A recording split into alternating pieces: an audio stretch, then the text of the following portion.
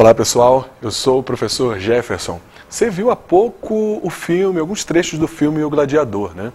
Nesse filme nós percebemos algumas características da sociedade e da cultura romana, como por exemplo as lutas de gladiadores. Bem, você já percebeu então qual é o tema dessa videoaula. Nós vamos começar a falar sobre Roma, o seu período republicano, o seu período imperial e mesmo o colapso do Império.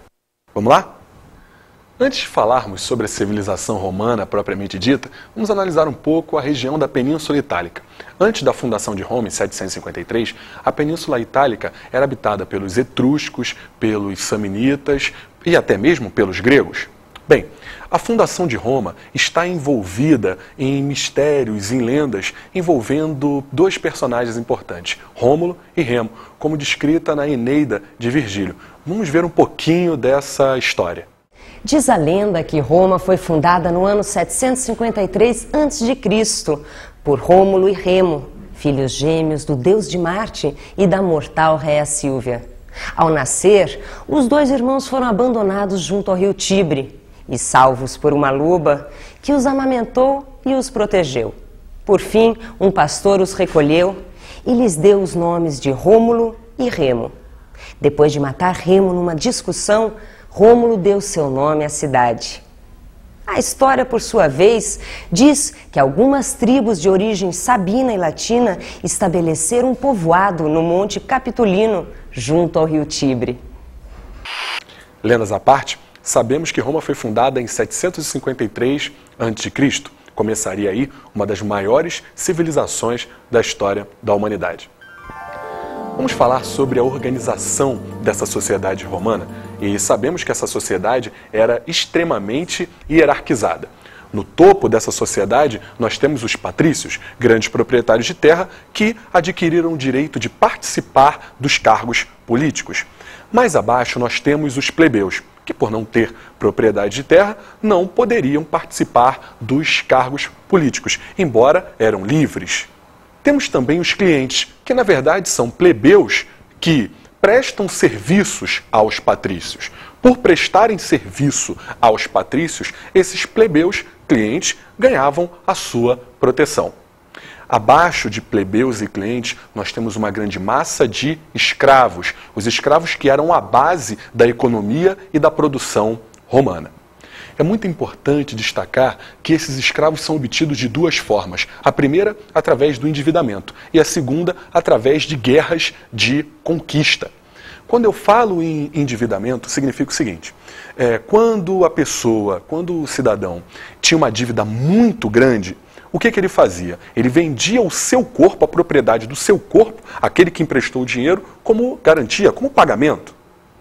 Uma outra forma de se obter escravos era através das guerras, as guerras de conquista.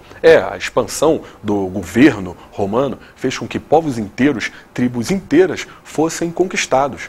Isso mesmo, essas tribos eram transformadas em escravos e tornavam-se a base da produção romana. Não esqueça isso. Além disso, vamos falar sobre a organização política de Roma, do governo romano. Desde a sua fundação, em 753, Roma era uma monarquia.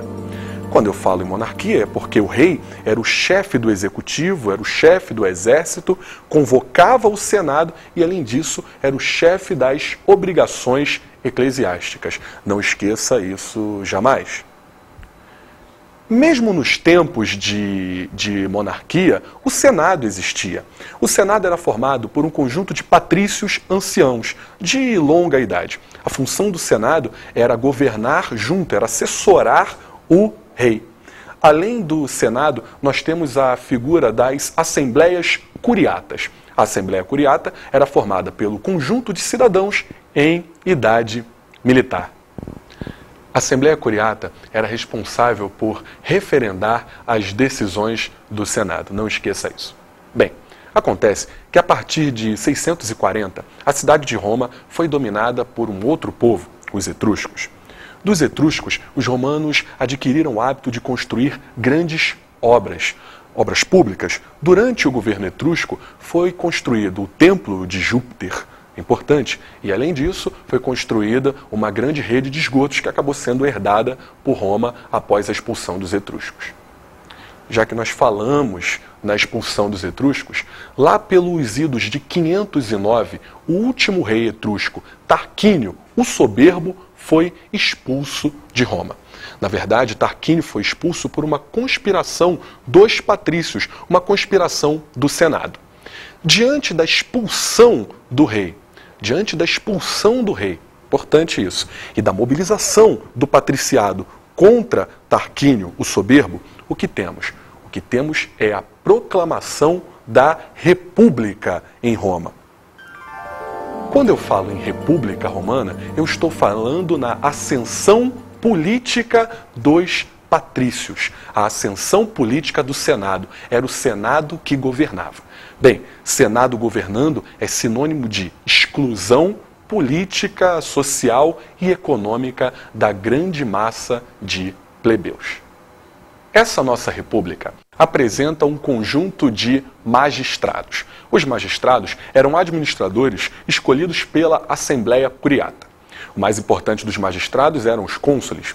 Eram eleitos em número de 2 e tinham a função de administrar o exército, convocar o Senado e administrar as atividades ligadas ao culto. Um outro magistrado importante era o pretor. Os pretores eram responsáveis pela administração da justiça, principalmente. Não esqueça isso. Além dos pretores, nós temos os censores. Os censores são os magistrados responsáveis pelo censo, pelo levantamento da população. E esse censo era geralmente baseado em critérios de renda. Além dos censores, nós temos os questores, responsáveis pela administração das finanças, e os edis. Os edis eram os responsáveis pela administração das cidades, pela administração pública. Bem, já que nós falamos nesses administradores, nesses magistrados, temos que também conjecturar como é que estava organizada essa sociedade, principalmente no que diz respeito aos plebeus. Os plebeus estavam sendo marginalizados, tanto politicamente, quanto socialmente e economicamente, pela República, controlada pelos patrícios.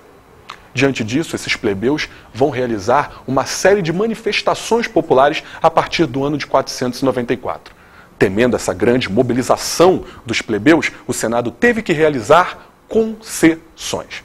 Entre essas concessões, podemos citar, por exemplo, a criação da figura dos tribunos da plebe. É isso mesmo que você está imaginando. Pelo nome já dá para a gente ter uma noção, né?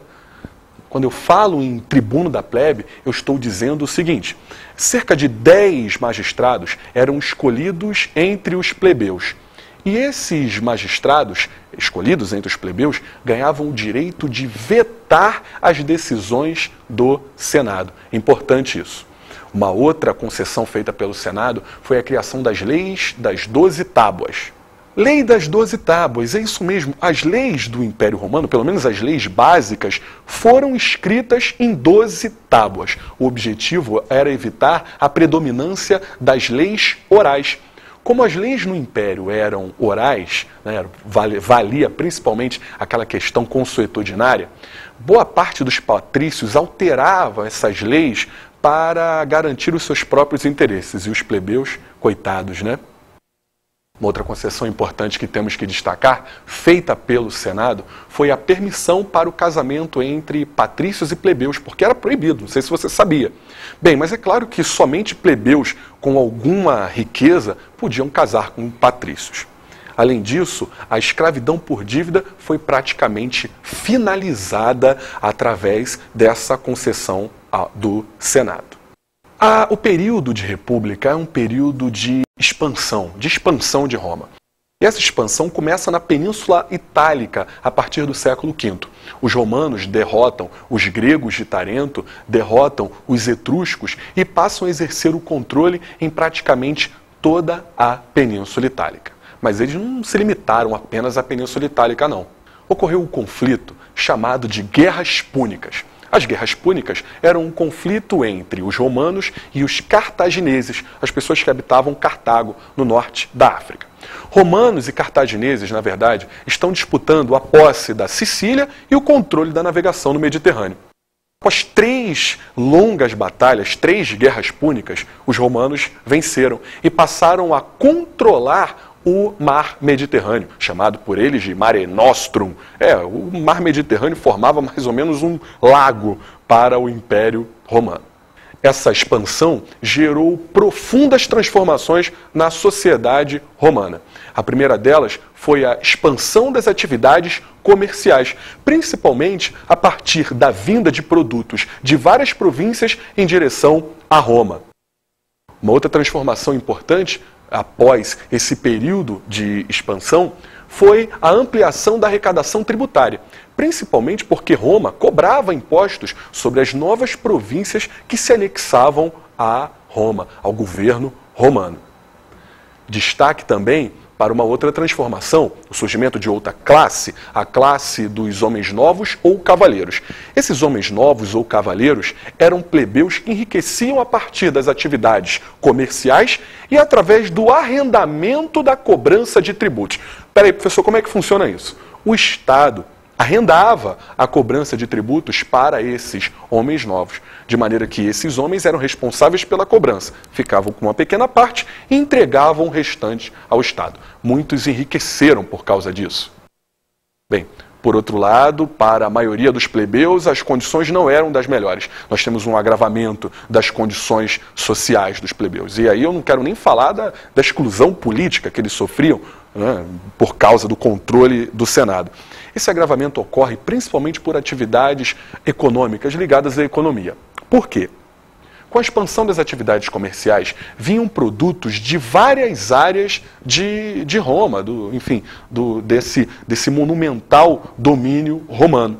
Esses produtos, quando chegavam em Roma, faliam boa parte dos plebeus agricultores que não conseguiam concorrer com a produção de outras províncias.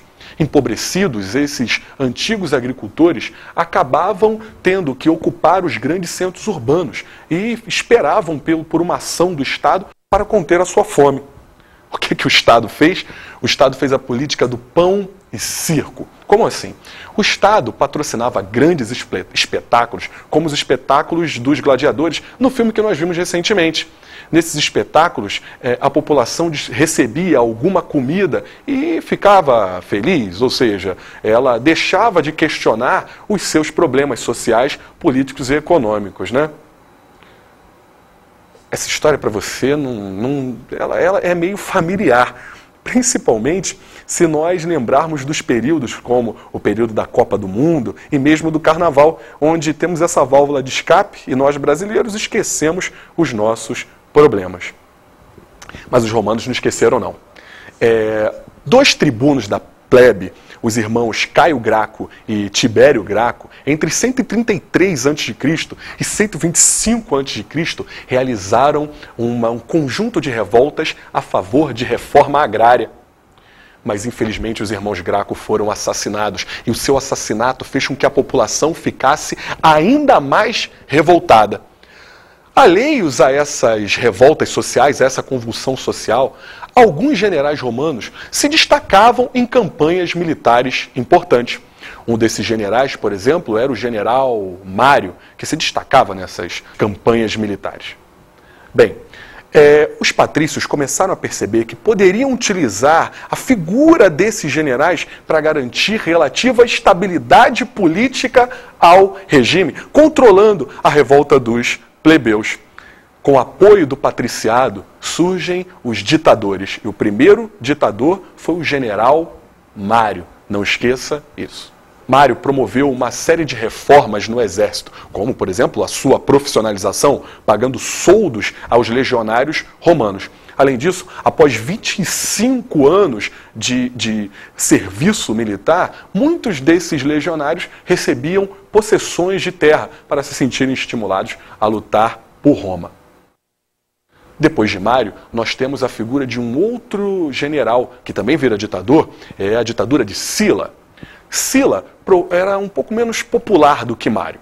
O que Sila faz é tentar acabar com as revoltas da plebe, utilizando principalmente da força. Sabe o que Sila fez? Sila acabou com a figura dos tribunos da plebe. Você deve ter percebido que a população não ficou muito feliz. e um desses que não ficou muito feliz foi Espartacus, que lidera uma revolta em 73 a.C., revolta que nós vamos mostrar alguns trechos no filme de nome homônimo, o Espartacus. Vamos lá?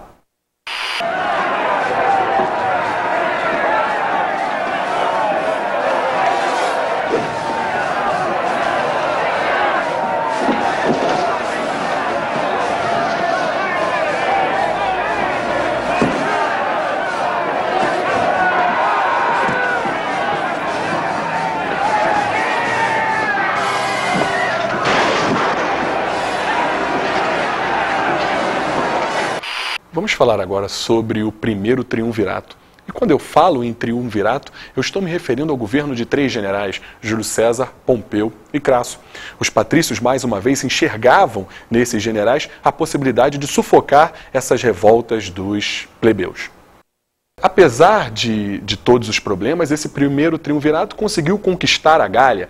E existe um filminho, uma historinha muito interessante sobre essa conquista. Esse filme é o Asterix e Obelix, que na verdade narram a trajetória dos gauleses na campanha contra o Júlio César, quando o Júlio César partiu para a dominação da Gália. Vai aí uma boa sugestão para que você veja e se intere um pouco da conjuntura do período. O Júlio César logo se mostrou o mais importante de todos os membros desse triunvirato e passou a exercer o controle, principalmente após a morte de Crasso e após a derrubada de Pompeu. Nós começamos então o governo, a ditadura de Júlio César. Infelizmente, Júlio César foi vitimado por uma conspiração palaciana. Depois da ditadura de Júlio César, nós temos a formação do que chamamos de Segundo Triunvirato, formado por outros 3 oficiais do exército romano: Lépido, Marco Antônio e Otávio. O Otávio mostrou-se o mais importante de todos esses membros do Segundo Triunvirato. Otávio, que realiza uma perseguição ao Lépido, ele derruba o Lépido e persegue Marco Antônio. Marco Antônio acaba se refugiando no Egito, onde era casado com a regente Cleópatra. Júlio César não se conteve. Júlio César enviou tropas ao Egito para perseguir e prender Marco Antônio. Diante da proximidade das tropas comandadas por Júlio César, Marco Antônio e Cleópatra se suicidaram. Bem, com a ascensão de Otávio, nós vamos entrar num novo período da história romana. Vamos começar a falar no Império Romano. Otávio vai realizar uma forte política de centralização do poder em si próprio. Com isso, Otávio vai aos poucos diminuindo o poder do Senado romano. São reformas importantes. Além disso, o Otávio vai adotar o título de Otávios Augustus. Augustus, que significa o divino, é isso mesmo. O Otávio fazia questão de que a população o visse como um deus. Ele buscava legitimidade divina para o seu poder. Bem, Otávio realizou uma série de reformas administrativas importantes, como o controle do tesouro, a criação do correio.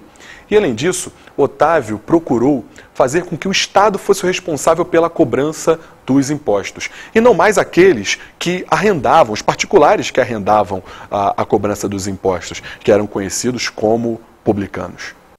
A gente sabe que durante o governo de Otávio, durante a instalação do Império Romano, nós temos uma forte expansão do Império.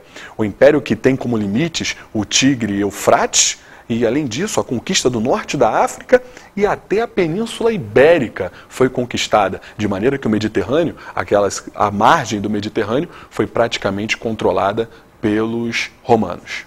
Bem, Otávio, quando pensou na questão da sucessão daquele imperador que o sucederia, percebeu que não tinha herdeiros, ele não tinha filhos herdeiros. E aí Otávio vai adotar o critério da adoção. Ele adota Tibério. Tibério vai ser o sucessor de Otávio, e Tibério dá origem à dinastia Júlio-Claudiana. Vamos aos momentos mais importantes dessa dinastia, como, por exemplo, o governo de Calígula. Calígula era conhecido pelo seu desequilíbrio mental, na verdade. Calígula que promovia grandes orgias em Roma, no Império Romano. Além disso, Calígula foi responsável pelo aumento de impostos e a perseguição ao Senado. Um outro destaque para a dinastia Júlio-Claudiana é o governo de Nero. Nero que, só para você ter uma ideia, matou a mãe, Agripina, e matou as suas 2 primeiras esposas. Só para você ter noção, né? Nero ainda foi responsabilizado pelo incêndio de Roma. Na verdade, o que Nero queria era incendiar Roma e colocar a culpa nos cristãos. O cristianismo avançava e muito, e os cristãos se recusavam a adorar o Nero, os imperadores, como deuses. Depois da dinastia Júlio-Claudiana, nós temos a dinastia dos Flávios, que é inaugurada por Vespasiano. Vespasiano que foi responsável pela conquista de Jerusalém e pela diáspora hebraica, pela expulsão dos judeus lá da península da Palestina. Os judeus que passaram a estar dispersos pela Europa, principalmente, muitos foram até para a Península Ibérica. Mais tarde, no século XIX, já depois de Cristo, os judeus começam a desenvolver o pensamento sionista de retorno à sua terra prometida, de retorno a Jerusalém. Em 1948 é fundado então o Estado de Israel, em meio a uma ocupação palestina. Isso está no cerne daqueles conflitos árabes-israelenses. Mas eu não quero estragar a surpresa porque essa é outra videoaula.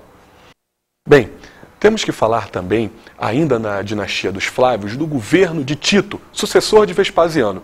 Durante o governo de Tito aconteceu uma tragédia. O vulcão Vesúvio acabou destruindo as cidades de Herculano e de Pompeia. Depois dos Flávios, temos os Antoninos. Destaque para Trajano, que concedeu crédito a juros baixos aos agricultores.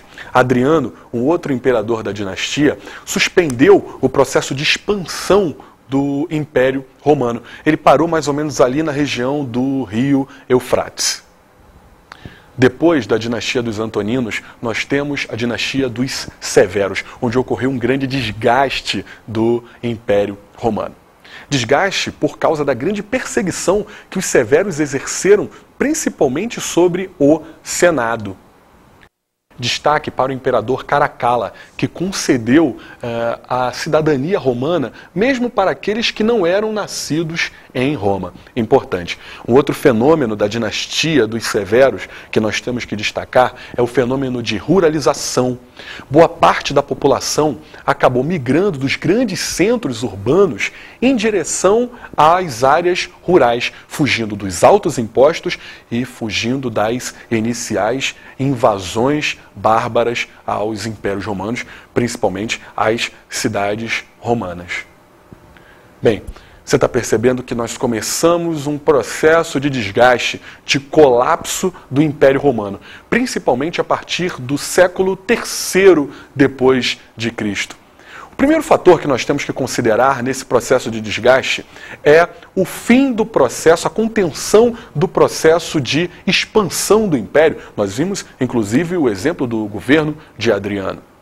Com a contenção da expansão do Império, nós temos a redução da quantidade de escravos disponíveis no Império Romano. Porque nós sabemos que a principal forma de obtenção de escravos é através da conquista. Não esqueça disso. Bem, além disso, um outro fator contribui e muito para a redução da quantidade de escravos. Sabe qual é esse fator? Esse fator é o avanço do cristianismo. Vamos a um trecho do filme Paixão de Cristo que vai nos elucidar sobre essa questão do avanço do cristianismo em anos de Império Romano. Solta aí.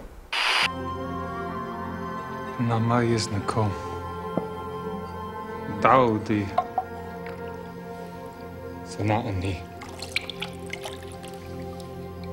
Resha. Tiavella Sagimin Be'ale. And Radafuli. Ildefonakom. Altikhalon. Ithemanakma.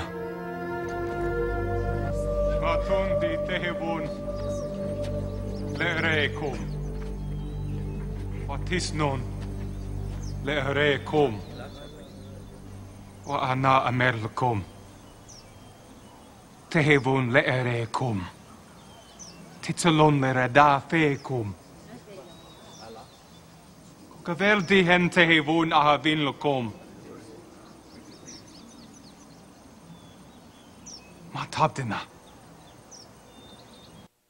Cristo, que veio ao mundo propagando a ideia de que era o enviado de Deus, o Filho de Deus, para salvar o povo hebreu. Só que o povo judeu não acreditou muito nessa história.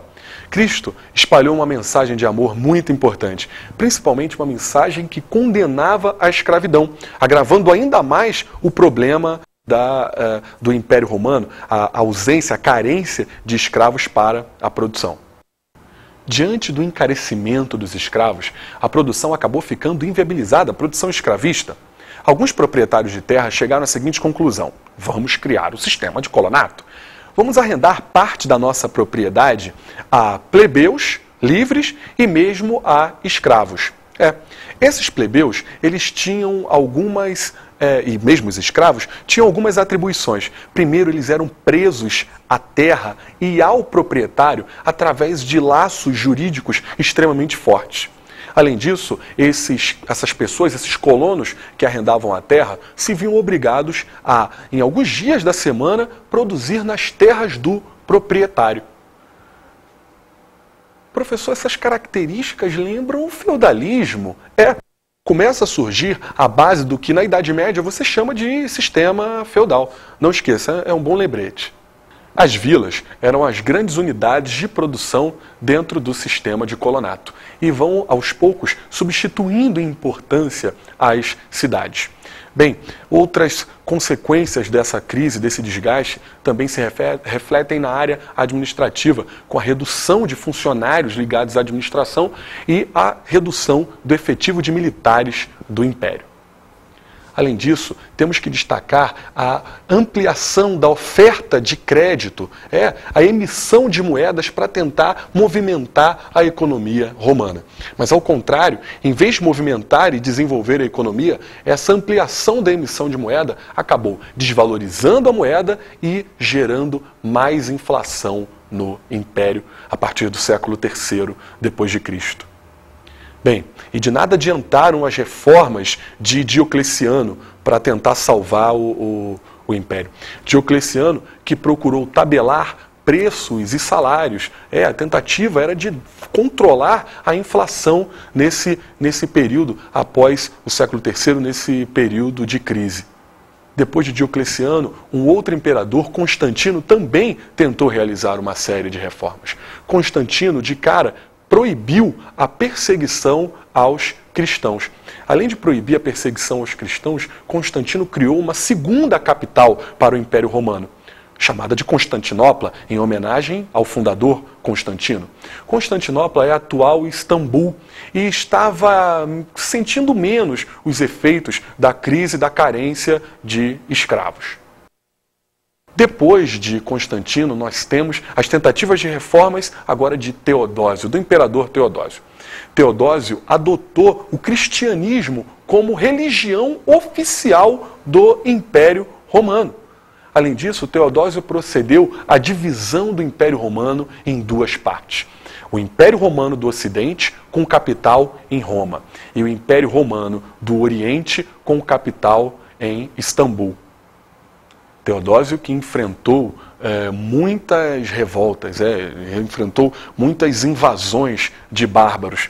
Bem, os bárbaros que começam a invadir principalmente o Império Romano do Ocidente, em busca de terras férteis, em busca das riquezas de Roma. O Império Romano do Ocidente sucumbe no governo de Rômulo Augusto, em 476 d.C. Bem, o Império Romano do Oriente ainda resistiu mais tempo, às invasões dos bárbaros, ostrogodos, visigodos e outros lombardos e outras tribos. O Império Romano do Oriente, mais tarde conhecido como Império Bizantino, acabou durando até 1453, quando foi invadido pelos turco-otomanos. Embora finalizado, o Império Romano do Ocidente trouxe um legado cultural muito importante para a formação da sociedade e da cultura ocidental. Por exemplo, a questão do direito, o direito civil, o direito público implantado em Roma, em boa parte é a base do nosso direito atual. E eu não quero nem falar na questão linguística, afinal, somos latino-americanos. E isso deve te fornecer alguma pista, né? E por que não falarmos sobre a mitologia romana, que, embora em desuso, influencia escultores, artistas, até os nossos dias. Importante citar. Por que não falar na ira de Júpiter, Zeus, para os gregos?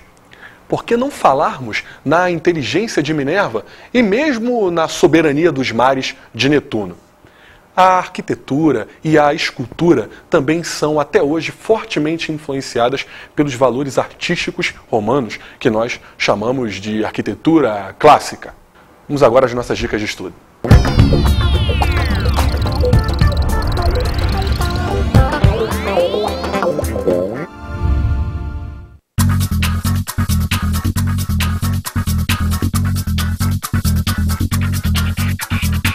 Nossas dicas de estudo são o filme Asterix e Obelix. Bem, nós falamos sobre ele, o filme narra a campanha que Júlio César empreendeu para conquistar os gauleses. É uma boa dica, hein? Bem, não esqueça também de ler o livro de ouro da mitologia, da Era de Ouro, escrito por Thomas Bulfinch. Vai te dar uma boa noção desses personagens mitológicos. Bem, espero que vocês tenham gostado e até mais!